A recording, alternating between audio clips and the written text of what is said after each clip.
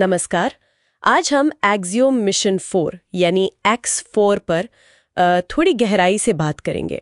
हमारे पास इससे जुड़ा एक लेख है, एक्सियोम मिशन 4 अंतरिक्ष का व्यावसायिक भविष्य। और देखिए, इस चर्चा का मकसद है ये समझना कि भाई अंतरिक्ष खोज में ये जो निजी कंपनियां आ रही हैं उनकी भूमिका कैसे बढ़ रही है और देशों के बीच सहयोग कैसे बदल रहा है। और एक बहुत ही दिलचस्प बात यह है कि इसी मिशन से तुर्की ने अपना पहला अंतरिक्ष यात्री स्पेस में भेजा है ना।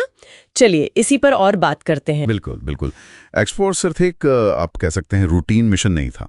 ये असल में भविष्य की अंतरिक्ष यात्रा की एक झलक देता है।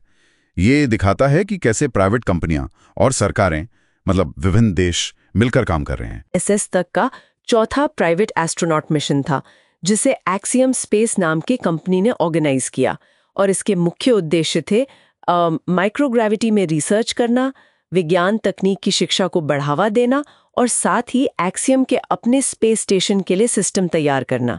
यही था ना? हाँ बिल्कुल। और जो टीम गई थी वो भी खास थी। एक मल्टीनेशनल क्रू था।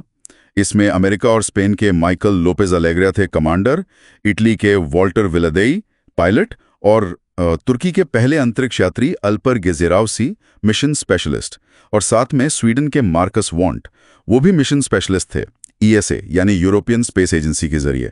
तो ये दिखाता है कि कैसे अंतर्राष्ट्रीय सहयोग हो रहा है। सही बात है।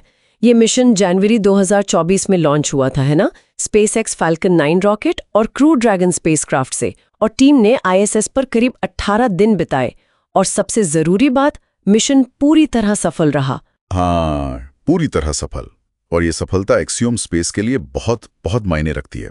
इसने उनकी क्रेडिबिलिटी, उनकी विश्वसनीयता को बढ़ाया है। देखिए, यहाँ ये समझना जरूरी है कि उन्होंने सिर्फ अंतरिक्ष यात्रियों को ISS तक पहुंचाया ही नहीं, बल्कि वहां, जैसा आपने कहा, लगभग 18 दिन वो रहे और उस दौरान 30 से ज्यादा वैज्ञानिक प्रयोग भी किए गए। ओह, 30 से ज्यादा प्रयोग! ये तो वाकई काफी प्रभावशाली है। क्या इन प्रयोगों में कुछ ऐसी खास बात थी, जो इन्हें सरकारी एजेंसियों के प्रयोगों से अलग करती है? हाँ, देखिए, एक अहम फर्क ये था कि इसमें बायोटेक, द्रव भौतिकी फ्लूइड फिजिक्स और नई तकनीकों के प्रदर्शन जैसे प्रयोग शामिल थे। और खास बात ये कि इनमें कई प्राइवेट फर्म्स और विश्वविद्यालयों की सीधी भागीदारी थी। अच्छा। तो ये एक तरह से अकादमिक रिसर्च और इंडस्ट्री की जो जरूरतें हैं उनके बीच सीधा कनेक्शन बनाने जैसा है, जो शायद आप कह सकते हैं पारंपरिक सरकारी मिशनों में इतनी तेजी से ना हो पाए। ये सिर्फ ट्रांसपोर्टेशन नहीं बल्कि रिसर्च को भी तेज कर रहा है। बिल्कुल। ये दिखाता है कि व्यावसायिक पहुंच न केवल परिवहन दे सकती है बल्कि वैज्ञानिक खोज को भी गति दे सकती है। समझ गए। तो इसका असर सिर्फ एक्सियोम पर ही नहीं पड़ा होगा, जैसे आपने देश गिनाए, तुर्की, इटली, स्वीडन, इनके लिए भी इसके मायने होंगे। बिल्कुल बिल्कुल। इस मिशन ने इन देशों को अपनी अंतरिक्ष क्षमताओं को, आप कहें तो, दिखाने का, मजबूत करने का एक मंच दिया। और जाहिर है, जब किसी देश का नागरिक अंतरिक्ष में जाता है तो आम लोगों में भी एक दिलचस्पी बढ़ती है, एक गर्व की भावना आती है। ये राष्ट्रीय प्रेरणा का एक बड़ा स्रोत बन जाता है।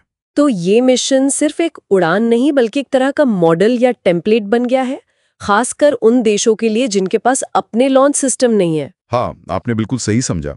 एक्सियोम 4 ने यह साबित कर दिया कि कमर्शियल ह्यूमन स्पेस फ्लाइट, व्यावसायिक मानव अंतरिक्ष उड़ान, न केवल संभव है बल्कि कारगर भी है पूरी तरह से। ये उन देशों के लिए एक प्रैक्टिकल रास्ता दिखाता है जो स्पेस एक्सप्लोरेशन में एक्टिव रोल लेना चाहते हैं। वे प्राइवेट कंपनीज के साथ पार्टनरशिप करके अपने अंतरिक्ष यात्रियों और अपने एक्सपेरिमेंट्स को भेज सकते हैं। अच्छा। और एक्सियोम की योजना यहीं खत्म नहीं होती। हाँ, वो अपना स्पेस स्टेशन भी तो प्लान कर रहे हैं ना। बिल्कुल। एक्सियोम अपना पहला स्पेस स्टेशन मॉड्यूल 2026 के अंत या शायद 2027 की शुरुआत में लॉन्च करने की योजना बना रहा है। ये शुरू में तो ISS से जुड़ेगा और बाद में एक स्वतंत्र, पूरी तरह से व्यावसायिक कमर्शियल स्पेस स्टेशन बन जाएगा। अच्छा। तो ये अंतरिक्ष में एक तरह से कमर्शियल रियल एस्टेट बनाने जैसा है और इसकी तैयारी चल रही है। एक्सियोम 5 और एक्सियोम 6 मिशन भी पाइपलाइन में है। तो कुल मिला के देखें, एक्सियोम मिशन 4 सिर्फ एक सफल स्पेस मिशन नहीं था। ये तो अंतरिक्ष में व्यावसायिक भागीदारी और अंतर्राष्ट्रीय सहयोग की एक नए दौर की शुरुआत जैसा लगता है। इसने दिखाया है कि निजी कंपनियां अंतरिक्ष खोज के भविष्य को बनाने में कितनी अहम भूमिका निभाने वाली हैं, हाँ, और यहीं से भविष्य के लिए एक बहुत ही दिलचस्प सवाल खड़ा होता है। देखिए, जैसे जैसे ये प्राइवेट कंपनियां अंतरिक्ष में अपनी गतिविधियां बढ़ाती जाएंगी, तो जो राष्ट्रीय अंतरिक्ष एजेंसियां हैं, नासा, ईएसए, आईएसआरओ जैसी, और इन निजी कंपनियों के बीच सहयोग, निर्भरता और यहां तक कि प्रतिस्पर्धा का संतुलन कैसा दिखेगा? क्या वो सहयोगी ज्यादा होंगे, या ग्राहक होंगे, या फिर प्रतिस्पर्धी? ये आने वाले स्पेस एज का, आप कह सकते हैं, एक बहुत ही अहम पहलू होगा जिस पर सबकी नजर रहेगी।